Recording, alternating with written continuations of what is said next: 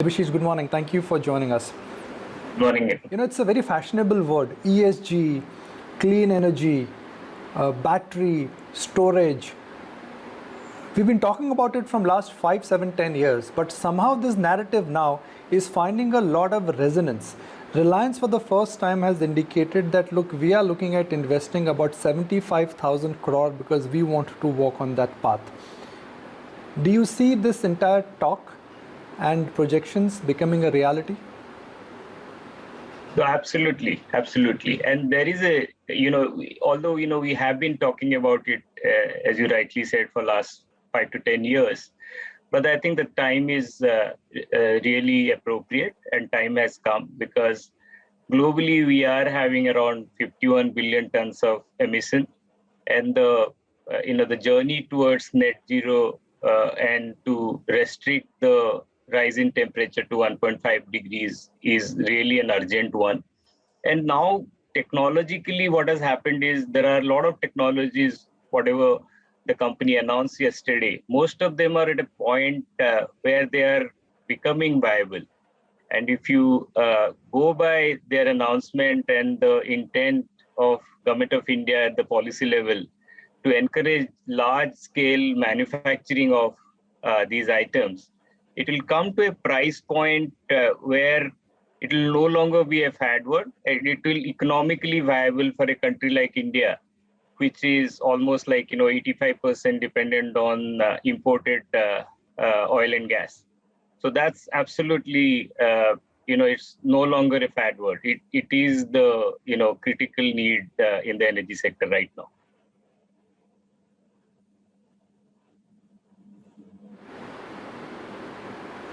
Somesh, we've seen in the solar energy wave that solar energy prices initially were very high and they had to be, in a sense, ring-fenced by government subsidies. Post that, solar energy prices have come down and the entire what you require in terms of the entire production setup, there also prices have come crashing down. How different this time could be this entire clean energy investment cycle? Because in the past, every time somebody has attempted to do something in wind or solar, they've not reached too much of success. Yeah, okay. So yeah, you're right. In the past and a couple of years back, the solar prices used to be very high, in the range of 15-20 rupees a unit. And now, they've come down significantly, close to 2 rupees or even lesser than 2 rupees in certain cases. So, there is a drastic drop there which has happened.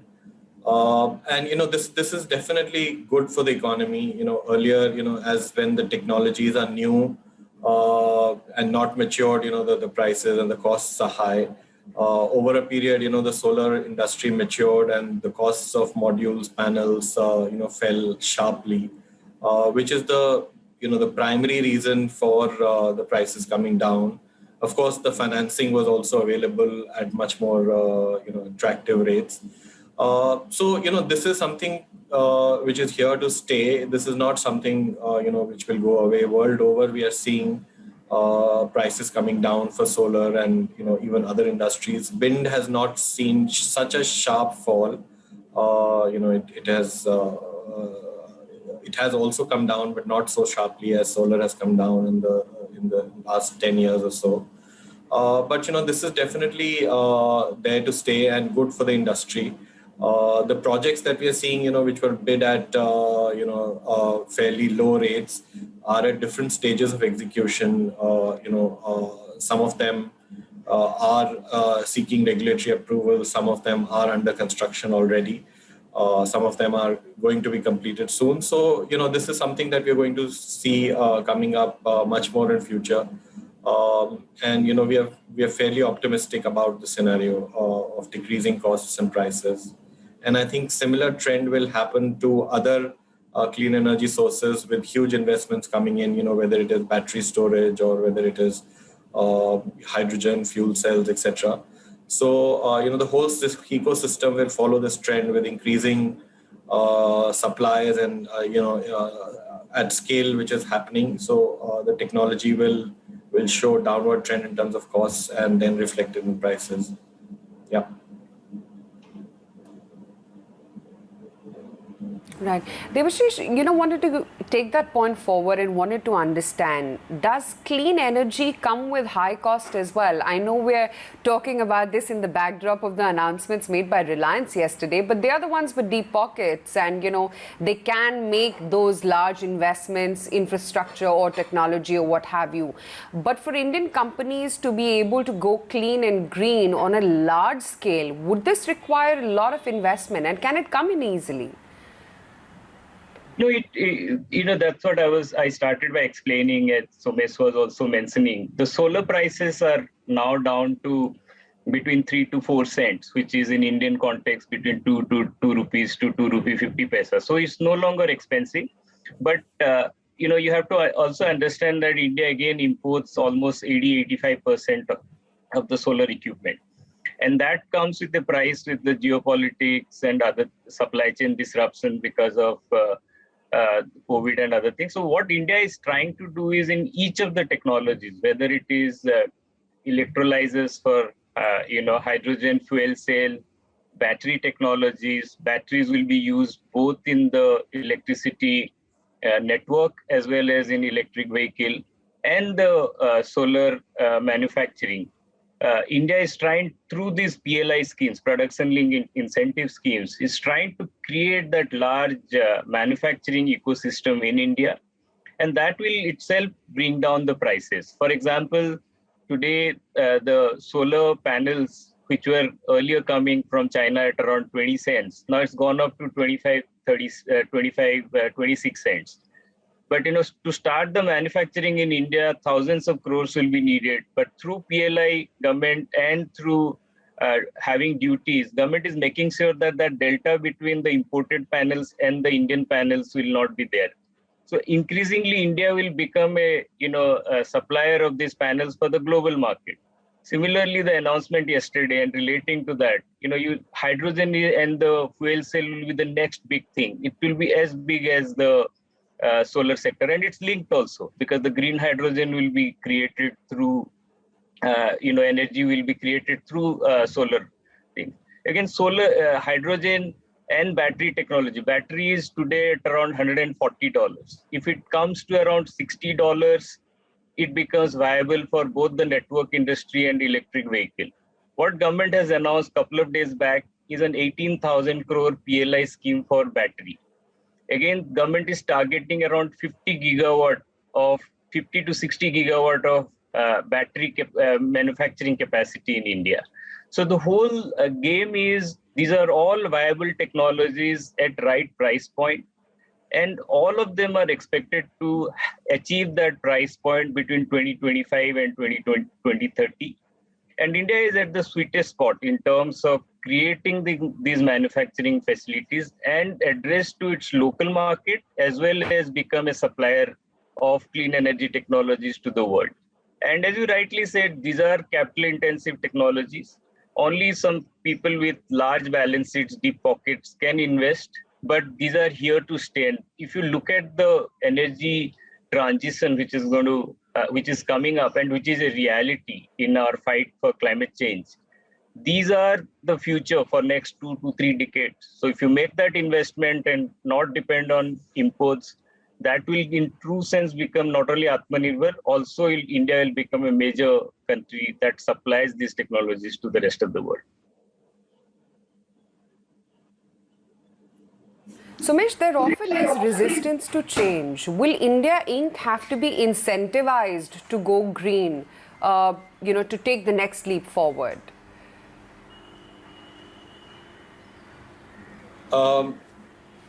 Yeah, I mean, we saw a regime where huge incentives used to be offered, in the form of subsidies, in the form of, tariffs, in terms of renewable purchase obligations. But over the years, we have seen that, the incentives which were offered to corporates to come into this sector have been going down, and, we have left it to the market to sort of evolve. Still, we see certain incentives which are applicable in certain sunrise sectors. Particularly if you see electric vehicles or batteries, as Debasish said, there is a PLI scheme of 18,000 crores for batteries. So in the sectors which have not yet matured fully, where costs are still higher than what is viable and what will work in the market. Some bit of investments or incentives will definitely be needed for a certain period of time. But as the technologies mature, as the costs become more rational, the incentives automatically go out. So the incentive framework will automatically reduce. The incentive framework will not continue forever. That is something that we should keep in mind.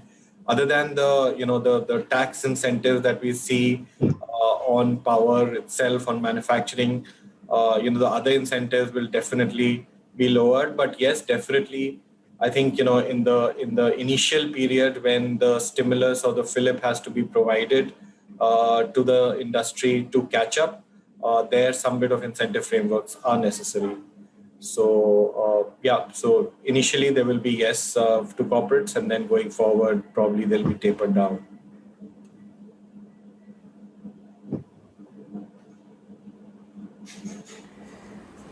Okay. Somesh, many companies actually have aggressive RE expansion plans. And if all do come on time, is there a possibility that the market will be oversupplied? Has there been any study on this to understand the implications? And, what will happen to coal-based plants as well if, RE does get integrated with that storage capacity? Yeah.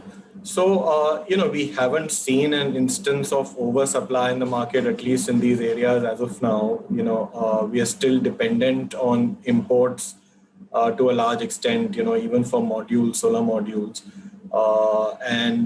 Battery projects are still far and few. So we haven't seen a situation of oversupply in the market yet. And I don't foresee oversupply happening in the market in the near future as well. We may look at now India becoming the hub for even exports, as Debasish said. We may look at exporting batteries and other fuel cell also. But I don't think in the domestic market, we will see a large amount of oversupply of these equipment. For your second question, in terms of the coal assets, yes, we have seen that some of the coal assets have shown a decline in terms of their PLFs. They have been, because of renewables coming in, they've not been utilized to the extent, they were set up for, which was intended, I think, which is intended. The intention is to phase out coal projects. Obviously, we are not seeing any more new coal projects being announced. So, one thought is to sort of look at repurposing coal assets also, how we can utilize the existing coal assets, going forward for other purposes. So I think all those things will now catch attention. They are already growing in terms of debate, and various stakeholders are already thinking on the lines of what to do with fossil fuel-based investments, which have already been made. So I think this is something which is when you develop renewable technologies, on one side, these changes are bound to take place on the other side. So we have to gear up as a country, as an economy, to face those things. And I think the debate is there. People are already thinking about it. So we will come to a resolution of what to do to optimize our coal assets also, where all the stakeholders are at par, and no one is sort of at loss for the investments made.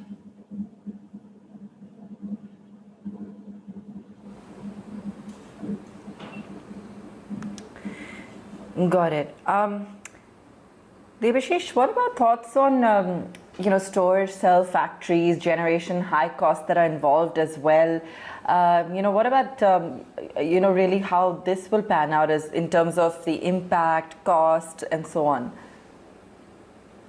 So as I was explaining, the current battery costs are around $140, and with solar coming at, let's say, 2 rupee 50 paisa. If we have proper storage technology coming at at $100 or less, it becomes a completely viable option for 24/7 power supply to the grid. And India, being in tropics of Cancer, it has immense solar potential. The only challenge with solar and wind currently is the intermittency, because solar comes only during the daytime. So what happens to the grid supply during the evening time?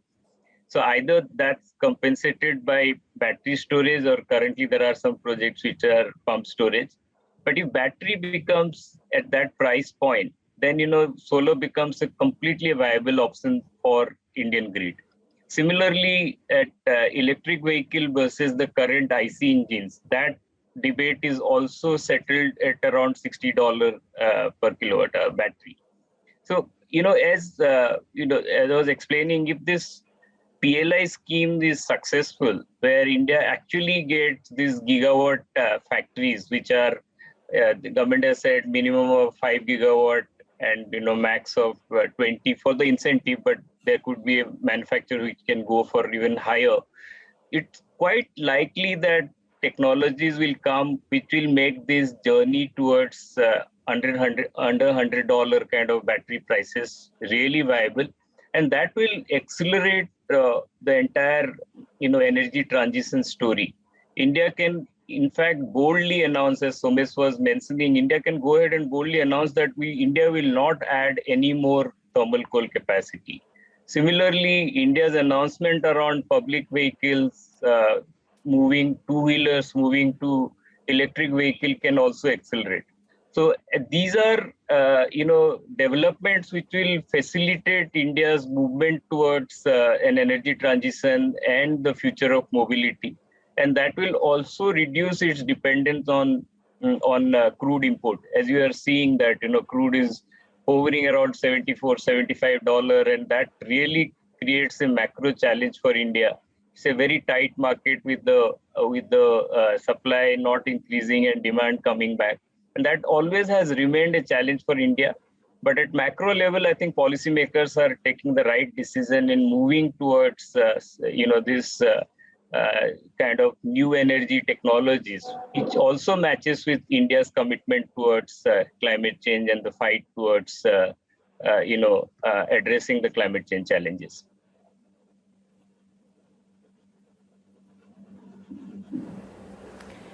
Right. So Debasish, just to kind of sum up then, given the kind of focus that we're now seeing, entry of large players into the renewable energy space, does this mean that India will be able to leapfrog significantly?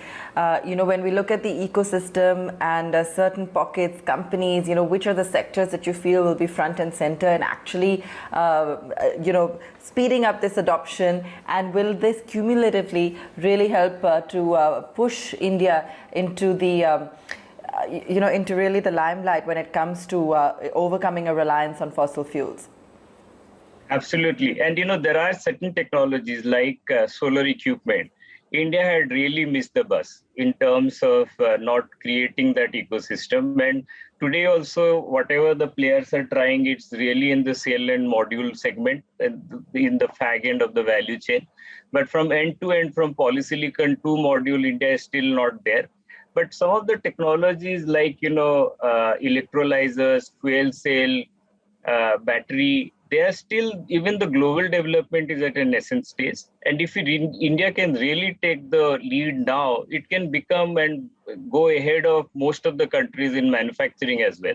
So I am pretty, optimistic about the prospects of India becoming the hub for new energy. It's not only renewable, it's the overall new energy space. And that all the PLI scheme and the incentives that Government of India is offering during this COVID period, that will probably become the cornerstone, and that will really create that base for India to become the world leader in this technology. Okay. On that positive note, Debasish, Somesh, thank you both of you for taking the time out and joining in today for this discussion. Thank you. Thank you. Thanks for having me.